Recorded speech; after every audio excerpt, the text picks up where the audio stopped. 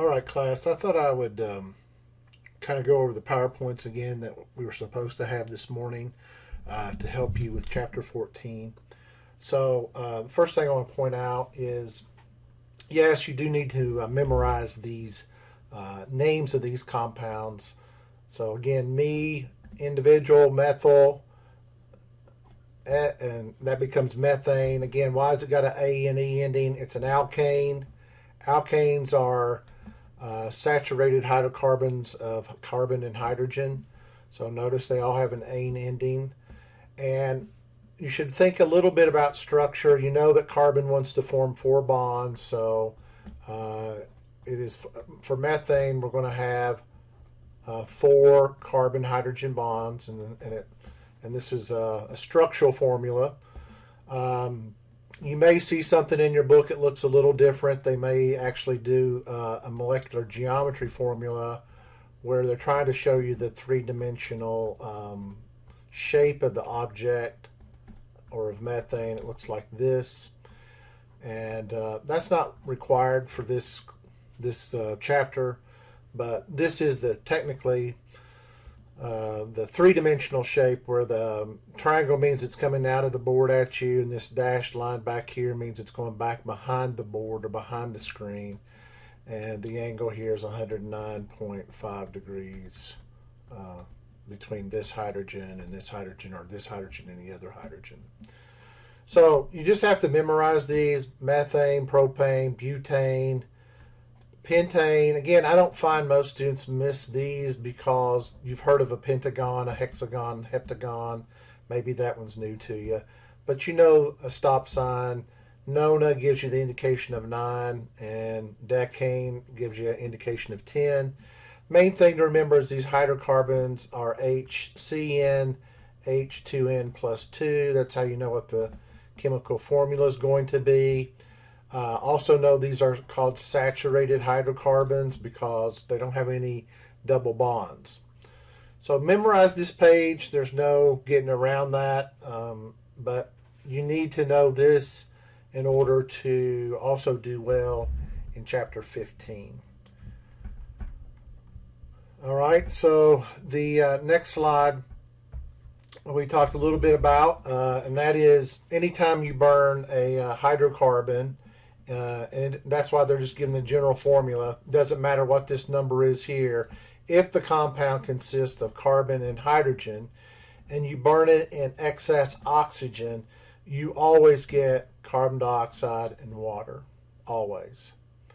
And so I expect you to be able to balance this chemical equation. We've seen it before. It's called a combustion reaction.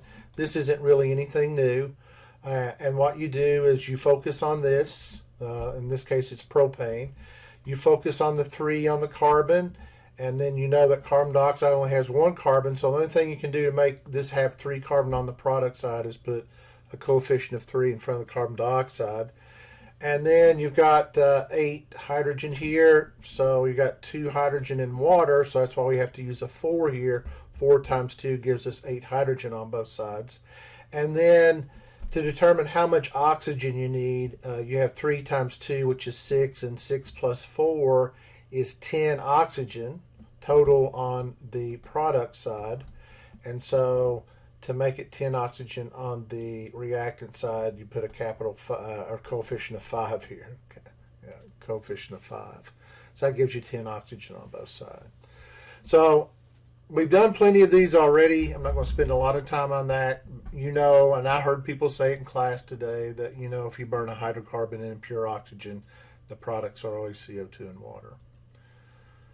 So the new thing that we haven't seen is called a substitution reaction, and it is what it says. You have methane here. This is what it looks like in 3 dimensions, and one of the hydrogens is going to be knocked out, and that hydrogen escapes, and it bonds to the other chlorine or halogen. Could be anything: fluorine, chlorine, bromine, iodine.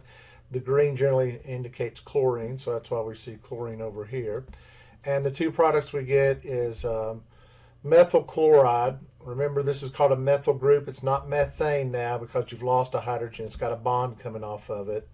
that bond right there, and it bonds to this chlorine. So they flipped it up here, and so it's called methyl chloride.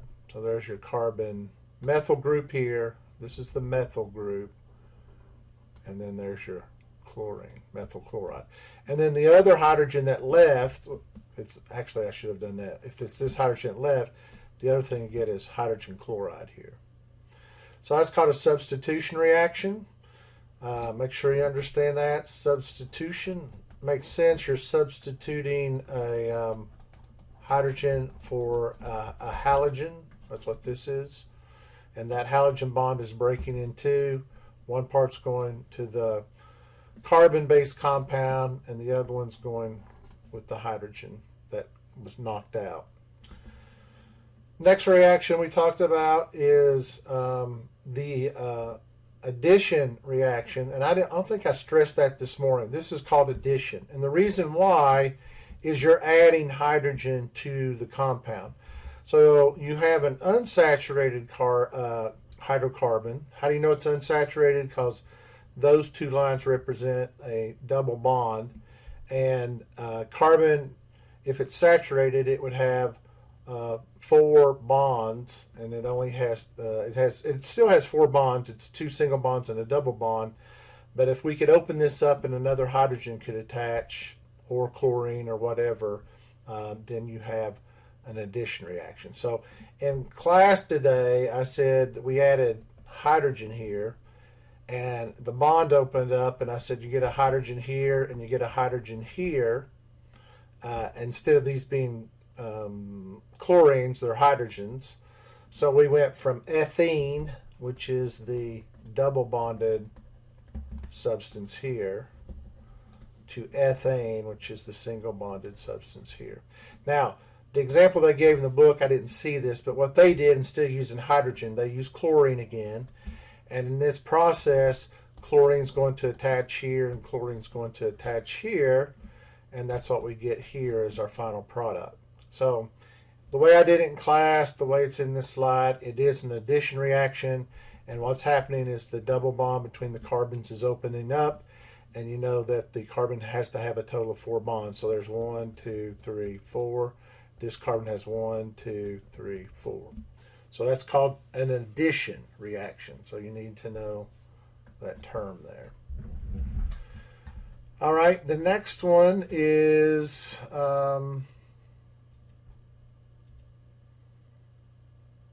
hydrogenation, which is also an addition reaction. So here it is. So specifically, when you add hydrogen to a double bonded or unsaturated carbon, that's called hydrogenation. All right, so let's do it that way. Hydrogenation is an addition reaction. But when you say the word hydrogenation, it means specifically that you're adding hydrogen to the compound.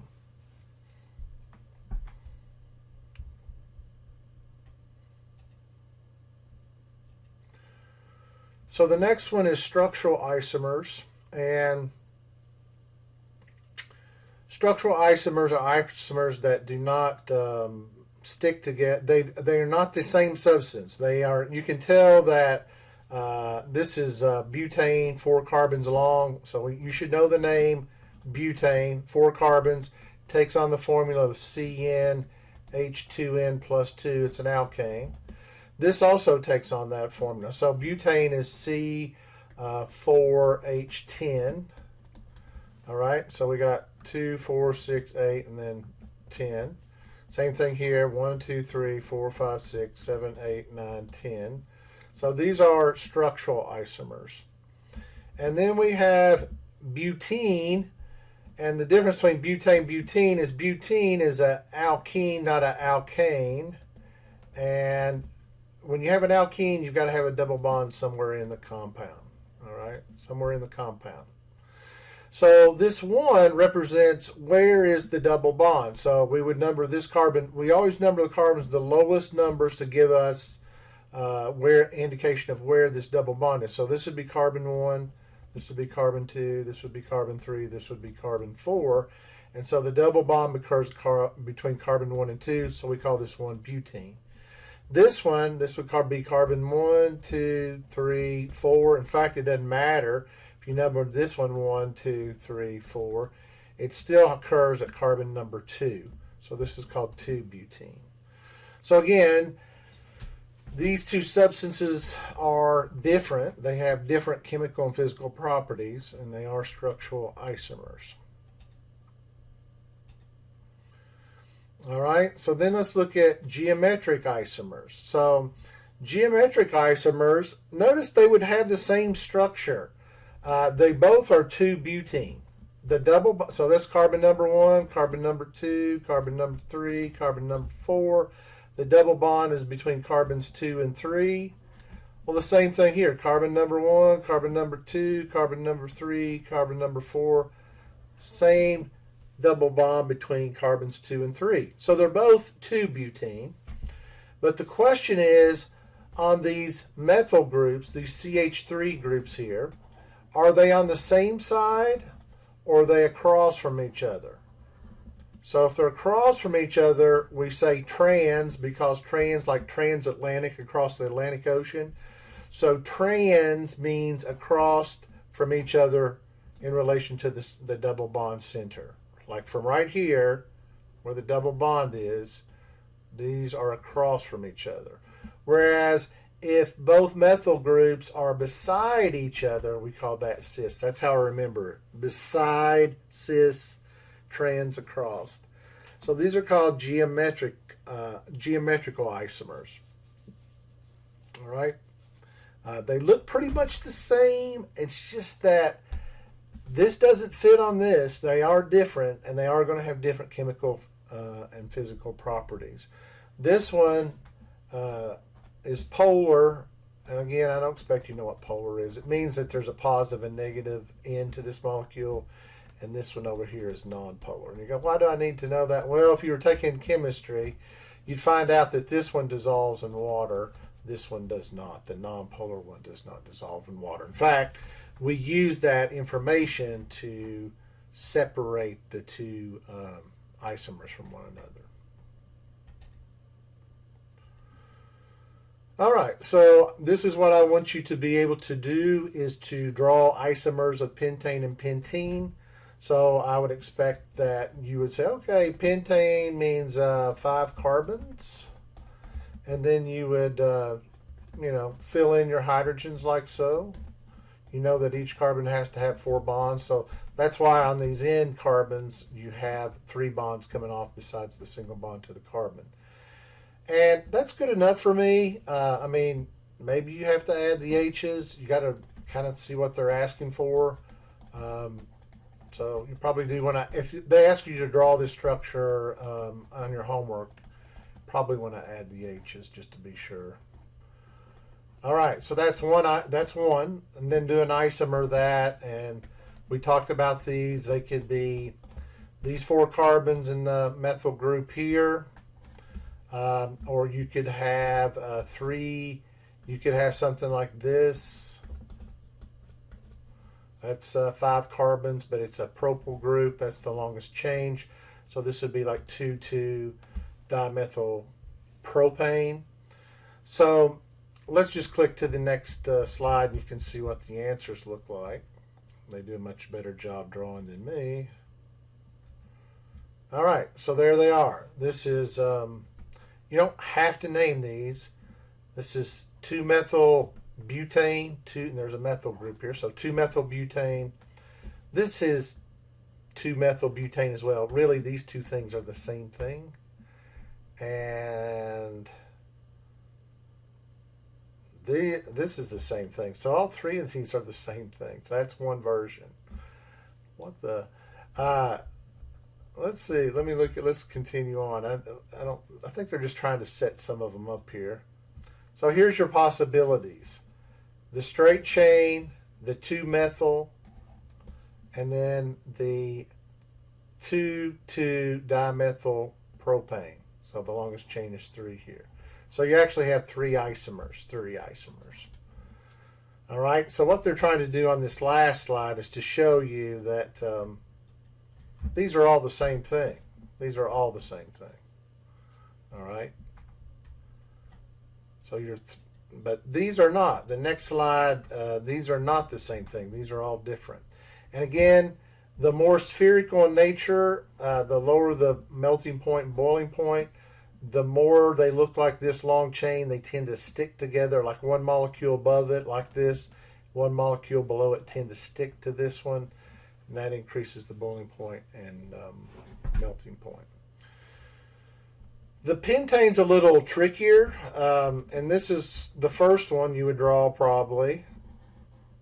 All right, and then the second one, you'd move the double bond to the other carbon.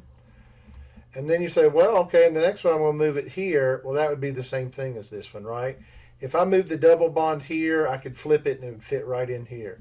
So there's your first two isomers, and then you start playing off of those. You start taking a carbon off the end, putting it on this carbon, and you get this isomer. And then you get this one, you go, oh, those look like the same thing. Well, the difference is the double bond's on the first carbon on this one. It's on the second carbon on this one. So that's what the difference is here. And then you get this one. So you get actually 5 isomers on pentene versus 3 on pentane. And that typically is the case that once you get the pentane beyond, you'll get more isomers once you throw a double bond in there. So how do you get good at this? It's trial and error. That's all it is. It's not, there's nothing really magical about it. You just draw, and try to draw different structures and kind of analyze each structure and say, hey, I'm not drawing the same thing. So that's the typical thing that I see students do, and that's why they're stressing this on that previous page, is that some students will say, oh, yeah, these 3 are all the same thing, or these are all different isomers.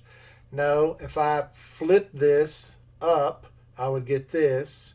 If I flip this 180, pick it up off the paper and flip it to the other side, I would get this one. So these are all one isomer. So just keep that in mind. That's important to be able to do that.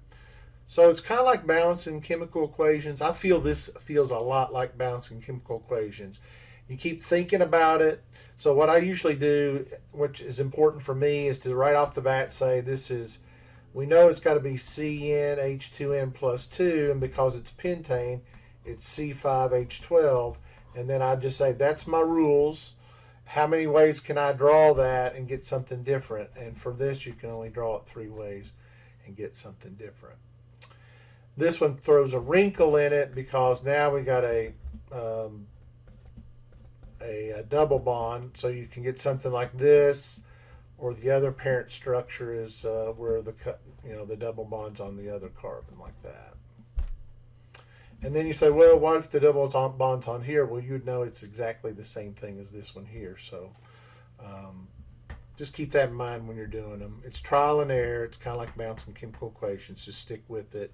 Make sure you master all the possibilities before you move on. All right. The next thing I said was really important. This is what you're going to use a lot even in the next chapter, and that is functional groups.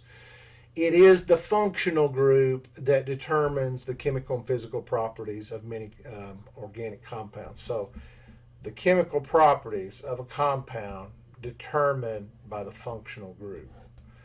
So you have to know the names of functional groups, and they give you a table, and you need to memorize the table. Now this one, look, you already know these. This is methane if it's CH4. You knock a hydrogen off and now you have a bond here. It's called the methyl group. It's the ethyl group. It's the propyl group. The isopropyl group is a little tricky. It's a carbon, and then there's a carbon here and a carbon here. So it is 3 carbons long. There's my CH3s, and they got 2 of them. So that's what they're saying. This is a CH3 group. This is a CH3 group coming off this central carbon, and that's why they show them in parentheses with a 2. And then you got this hydrogen attached off the central carbon. That's what this hydrogen is. And then there's your bond. All right. So if I put a hydrogen here, you would have propane. You'd have, it would look just like propane. But because you're going to attach this to something else like an alcohol, then we get isopropyl alcohol. So that's where we're going with this. But the difference between propyl and isopropyl is propyl is a straight chain, isopropyl is a branched alkyl group. So they give you a couple other examples. There's butyl, which is 4 carbons of butane, 1, 2, 3, 4 butane, but because we've knocked off a hydrogen, made it a bond there, for this to bond to something else, it's called an alkyl group, and it's called butyl. This one looks like carbon, and then you've got you got a carbon. Oh, I see what happened here. It's not drawing it. So carbon would have methyl groups coming off like this.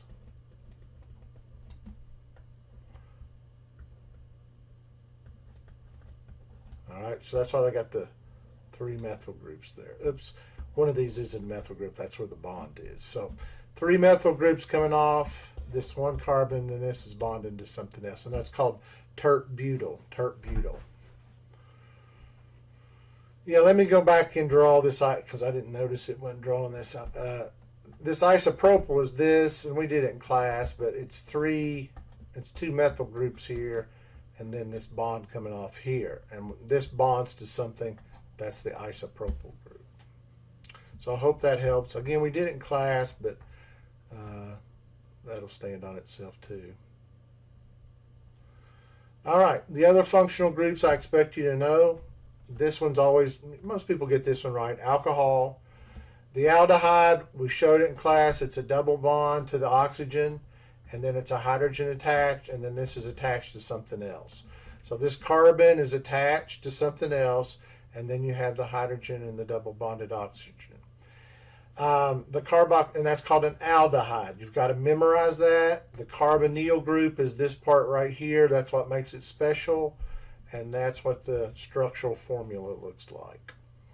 The carboxylic acid, it looks a lot like this. It's again carbonyl group, but then you add an OH group to it, and then that's attached to something else, so they call that a carboxy group, carboxy. So that's why we get COOH. Anytime you see a C and O, you ought to be thinking, that's probably double bonded together, and then this part's coming off of the carbon. The amine, we talked about this. You say, oh yeah, I know ammonia. I've memorized ammonia. Well, you knock a hydrogen off, and now you've got a bonding site. That's an amine. An ether is where you have an alkyl group, R, attached to an oxygen, and then you have it usually attached to another alkyl group here. Not always, but usually that's what that is, and that makes it an ether. In fact, a lot of times you see ethers like this, CH3, oxygen, CH3. So that's called methoxy ether. So that's a common thing. That's a common one. Then we have esters. What I want you to remember about an ester is it's really a carboxy group, and instead of having a hydrogen here, you have an R group. So you get RO double. You got the carbonyl group here, and then that's going to bond to something. So that's the ester group, and that's really important. Esters is what makes a lot of flavorings and odors. So keep that in mind. A ketone looks just like an aldehyde. The only difference is instead of this being a hydrogen here, it's a methyl group. It's a methyl group. So an alkyl group, we could do that. All right. And then it's bonded to something else. Usually it's for us it's probably a methyl group, but it could be ethyl and so forth. And then the amide, we tried to talk about it kind of around, it's double bonded to an O again. And instead of this being a nitrogen, it's a nitrogen, hydrogen, and then some R value, some alkyl group attached, and then that attaches to the other thing. So it's like ammonia, but you've knocked off 2 of the hydrogens, and you've added an alkyl group and an H attached to the nitrogen here instead. All right. So that's probably the trickiest one, but you got why are we talking about it? Because you've heard of peptides in biochemistry. That's where the peptides come from, is these amide groups. So that's why you hear like things with protein, they have nitrogen in them. That's where we're going with this, and that's why the amide group's important. There's no getting around this slide. You have to memorize it. That's all there is to it. And if you've read the book, you'll understand, the rest of this book, after we talk about the functional groups, is drawing them and then changing the name. So if you see an OH attached to an alkyl group, it's going to be an alcohol, and so we'll just say it's an alcohol. If you knock off the other H and put an alkyl group so it looks like this, so notice these all kind of look like water, if you think about it. Here we knocked off one of the R's and we placed one of the hydrogens and put an R. So look at methanol, CH3, or ethanol. So that's why, people drink this. Your body's thinking it's probably this, but then this comes along, changes the structure of it, and now we got an alcohol. It has totally different chemical and physical properties than this.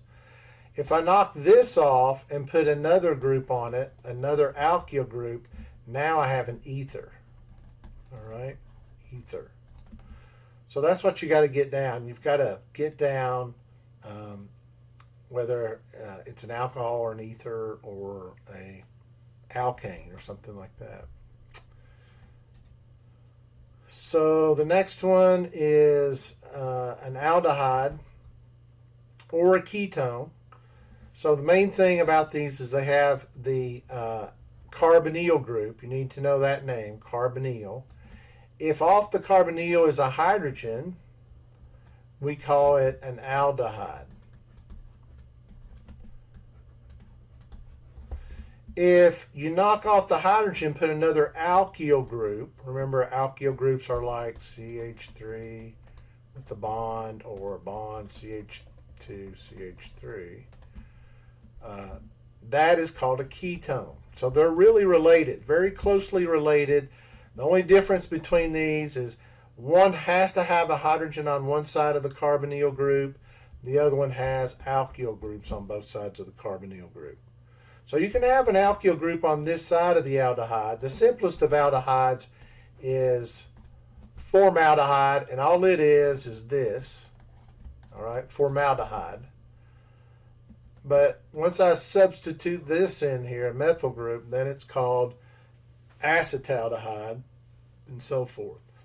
So a ketone, you could put this as CH3 and this is CH3 for the alkyl groups, and you'd call it acetone. It's probably the most common name for it.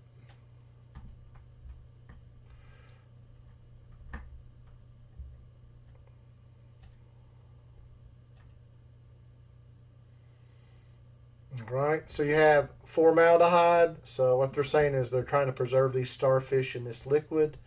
So there's your carbon, there's a hydrogen here, here's your carbonyl group.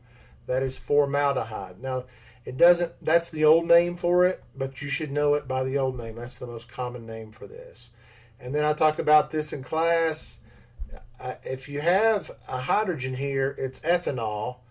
But once your liver starts processing this, the hydrogen goes away. You get a double bond. So you get actually, it's a elimination reaction. Instead of a substitution reaction, this hydrogen goes away and you get an elimination reaction. This creates a double bond here between the carbon and the oxygen, which is a carbonyl group. And then you see the hydrogen attached to the carbonyl group. That makes it an aldehyde.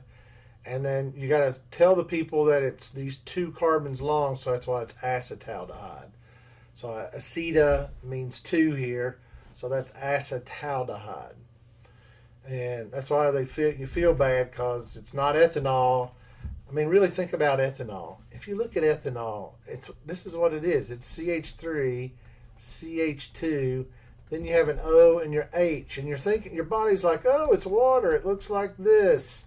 And then all of a sudden it gets this part, that gets you intoxicated, and then it breaks down to this, and that gives you the hangover. So, although the functional group, the part that really we say makes it an alcohol, is the OH group. And the reason why people like that is if you look at sugars, it is the OH groups that make it sweet. Like if you look at glucose, I can't draw it all here, but you're going to find on most sugars it's a bunch of OHs here on the carbons, and it gets to be sweet tasting. All right, we have acetone. You go, that's a ketone. How do you know? Well, the first thing I look at is the carbonyl group, and then I go, oh, it's not. There's no just hydrogens attached to the carbonyl group. It's alkyl groups, in this case, methyl groups attached. So I know it's a ketone, and so we would call this acetone,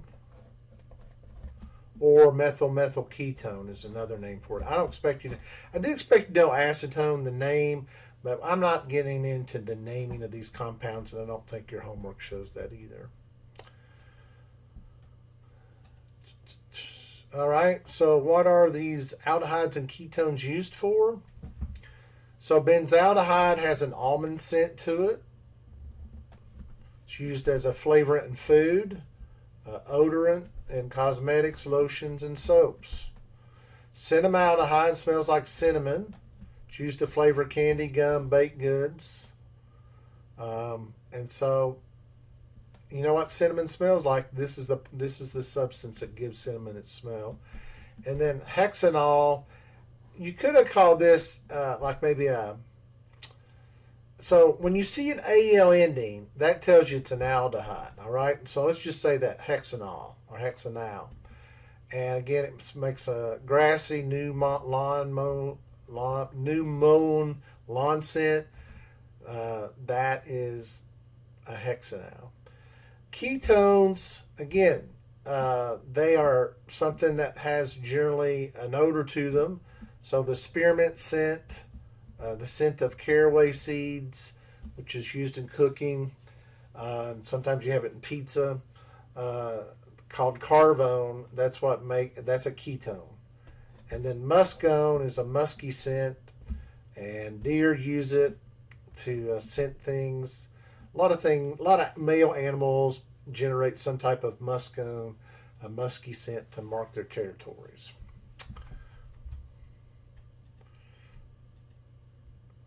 All right, carboxylic acid. The telltale sign is when you see that you see the carbonyl group, but instead of a methyl group or alkyl group or a hydrogen, you see an OH group attached. So there's the relationship between aldehydes, ketones, and carboxyl groups.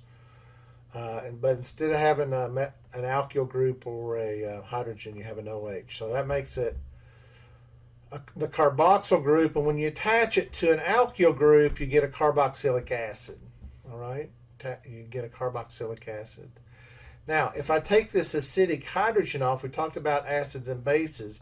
If this hydrogen leaves as a hydrogen ion and another alkyl group attaches, now it's called an ester. It's an ester. Excuse me. And an ester, again, that's what gives you nice, pleasant odors like buttered popcorn. I think that's an ester. Banana, smells like a banana. That's an ester. All right. So again, what I expect you to know is that when you see something that looks like this, again, this is going to be a group of, like maybe it's a CH2, CH2, CH3. All right. That's an alkyl group. It's a propyl group is attached to that. That tells you it's an ester.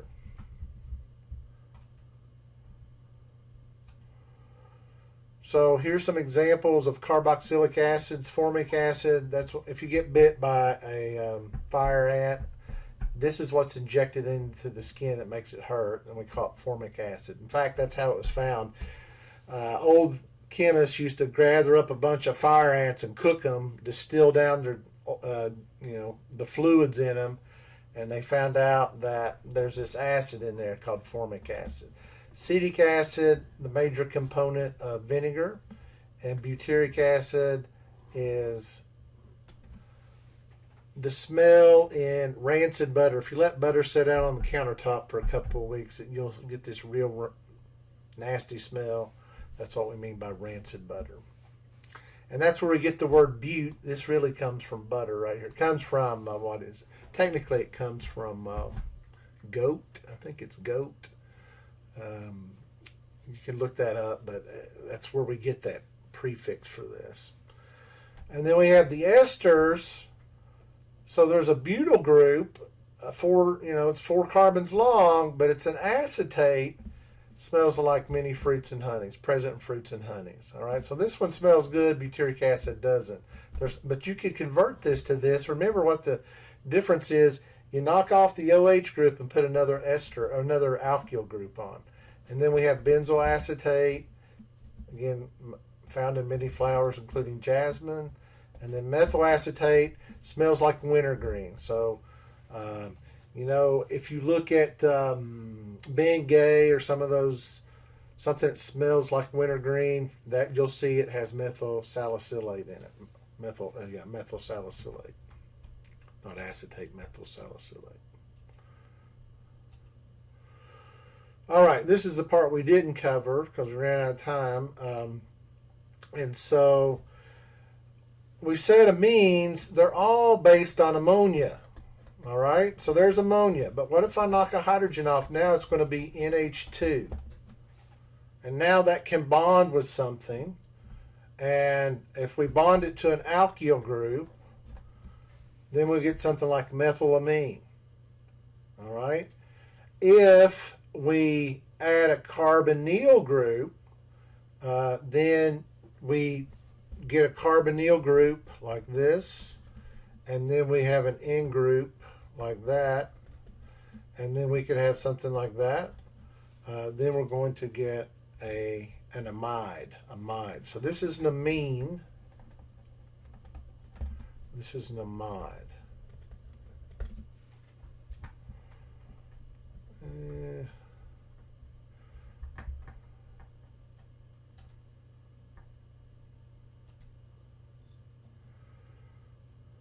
All right. So notice these, you have ammonia, NH3, you knock off a hydrogen, you add a methyl group, methylamine. If you knock off another hydrogen, you have now 2 methyl groups instead of 1 methyl group, you have 2. It's still an amine. It's called dimethylamine. So this one, you focus on this part. This is where it gets really tricky. And it looks like ammonia. And so there'd be a hydrogen here, a hydrogen here. Instead of a hydrogen being here, you have all of this group. So this part here is called diphenhydra. So diphenhydra, and then there's the amine group right there. Diphenhydramine. All right. So I don't expect you to be able to name that, but I do expect you to be able to go, oh yeah, I see this NH2 with the bond coming off of it. I see this part, and that tells me that it is an amine. So let me erase that again just to kind of clean that up there. Oh, it won't let me erase. That's weird. All right, well, let's go on. All right, so then the benzaldehyde, you have the carbonyl group, as this part is attached to the amine, but all that together makes an amide. So that's what you're looking for, an amide. All right, right there, an amide. In this example, you knocked off 2 hydrogens. This hydrogen, and then this one's at the carbonyl group. So this one, you've only knocked off 1 hydrogen. This one, you've only knocked off 1 hydrogen. All right. So that's what makes those amides, is they got to have the carbonyl group attached to an ammonia group. And that, again, these are important, and the reason why they're important is they're going to lead us to the peptides that we talk about in biochemistry. All right. That's where we stop. You don't have to know about polymers. We're not going to test you on polymers in chapter 14. So hopefully you watch the video and hopefully you get something out of it. And if you have questions, let me know. I may make another video for chapter 15 just to make sure we covered it. And like I said, I'm going to give you guys the option on Wednesday. And so read the Blackboard announcements and we'll decide how we want to handle Chapter 13. Hope this helps. And again, have any questions, make sure you email me.